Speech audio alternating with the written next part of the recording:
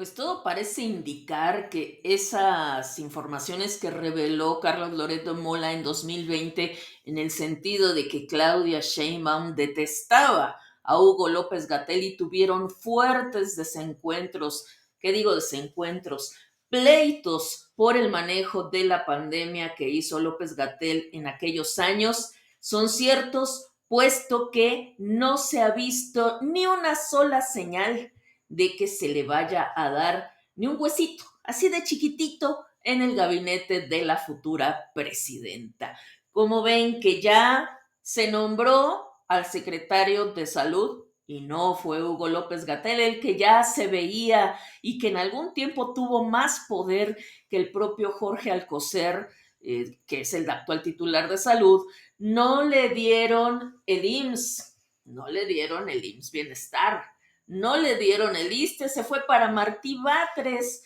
no le dieron ni siquiera, bueno, un refrendo en el cargo que ahora ocupa en la oficina de la presidencia, ya puso Claudia Sheinbaum a otra persona y tal como van las cosas, pues no va a ganar ni siquiera un carguito ahí muy menor como el que le dio a Tatiana Cloutier la semana pasada. Entonces, pues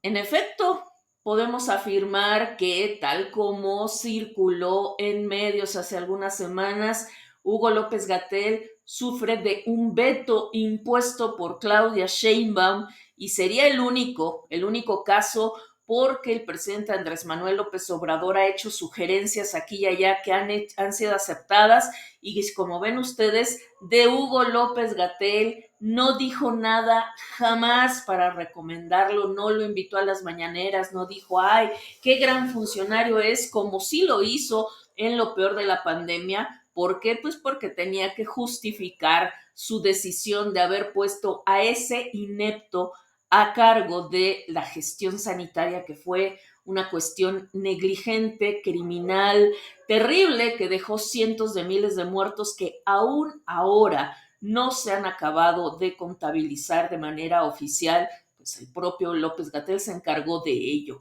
Y recordemos, ¿qué fue lo que pasó? ¿Qué fue lo que informó Carlos Loret de Mola en 2020 respecto a estos pleitos entre Claudia Sheinbaum y Hugo López Gatell? Ese año publicó Loret una columna en donde describe una reunión en la que Claudia Sheinbaum le dice a López Gatell, ¿cuándo le vas a dejar de mentir al presidente? Estalló con voz firme la jefa de gobierno, la morenista Claudia Sheinbaum, contra el subsecretario de Salud, Hugo López Gatell, en una reunión privada hace cosa de un mes. Esto fue en agosto de 2020. Según me confiaron dos personas que estaban presentes y me corroboró una tercera fuente con acceso al contenido del encuentro. Esta misma historia fue publicada por otro periodista, Roberto Rock, también del Universal. La presión había subido demasiado entre ambos porque la información en poder de la doctora Sheinbaum mostraba que la situación del coronavirus en la zona metropolitana de la capital del país es muchísimo más grave de lo que informaba noche a noche el doctor López Gatell. A partir de este encuentro se concretó la idea de que un comité científico determine el número de muertes en la capital del país. Es muy probable, escribió Carlos Loret, que por ser de gobiernos del mismo partido, tanto Sheinbaum como López Gatell niegan el encontronazo,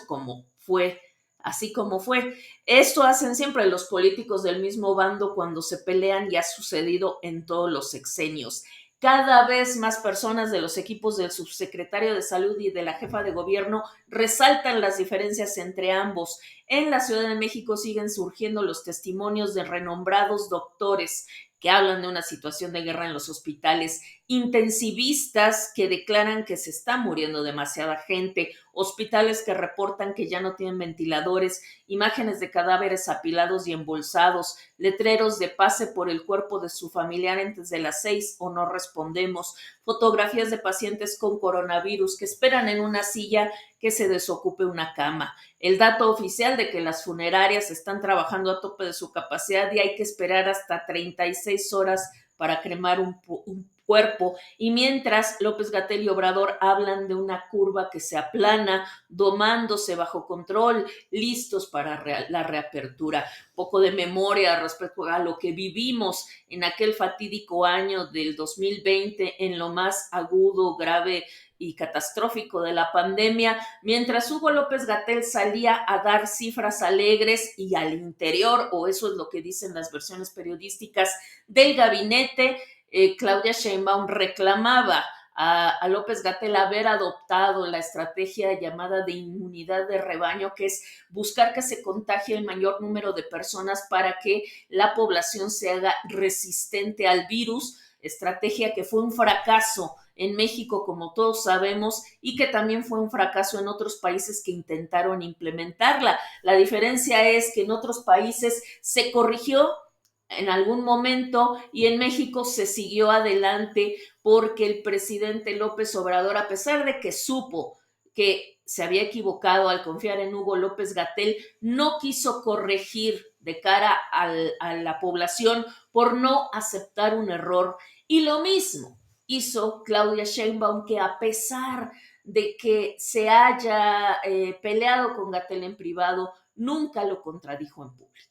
Y eso, en los hechos, fue hacerse cómplice de la negligente y criminal gestión de la pandemia encabezada por López-Gatell y avalada por López Obrador, y llevó a que la Ciudad de México fuera la entidad del país con más contagios y con más muertos de todo el país. Y bueno, pues Claudia Sheinbaum no perdona, ya lo sabemos. Andrés Manuel López Obrador, así como paga los favores, también mete en la congeladora a quien no le supo servir, y no le perdona a Hugo López-Gatell que se haya convertido en el rockstar del momento, que se haya sentido presidenciable, que se haya sentido famoso, adorado, admirado, que se le haya subido la soberbia a la cabeza, porque finalmente para eso pues solo López Obrador, y pues no va a aceptar que le quiten reflectores, y por eso en este proceso electoral pasado se dejó en la congeladora a Hugo López-Gatell, se le dejó participar en el proceso interno de Morena para aspirar a la candidatura a jefe de gobierno, pero no ganó nada, no se le dio apoyo, no lo promocionaron. Ya sabemos que ganó Clara Brugada, tampoco se le ha propuesto en lo absoluto, no se le ha vuelto a ver en las conferencias mañaneras. Apenas en marzo de 2024 el presidente le dio un puesto muy menor y él dijo que como asesor de salud, pero no fue así, ¿no? El cargo que le dio en la oficina de la presidencia no tiene nada que ver con la asesoría en salud, simplemente pues fue para darle un ingreso, pero para matarlo políticamente hablando, y la prueba está en que pues nunca se le ha mencionado en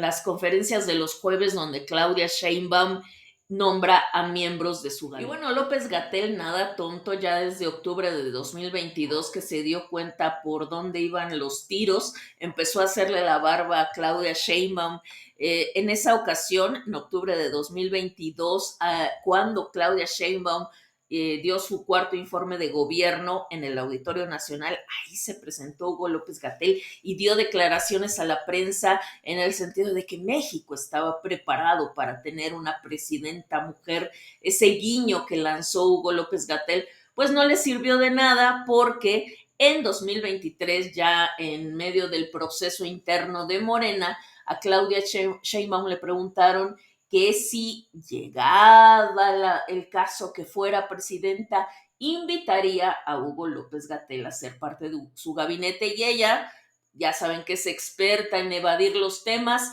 dijo, bueno, ya habrá tiempo de platicar de eso. Ya pasó más de un año y esa plática nunca ha llegado. Ya después se supo que López-Gatell se había inscrito para ser candidato a jefe de gobierno. Ella dijo, pues qué bueno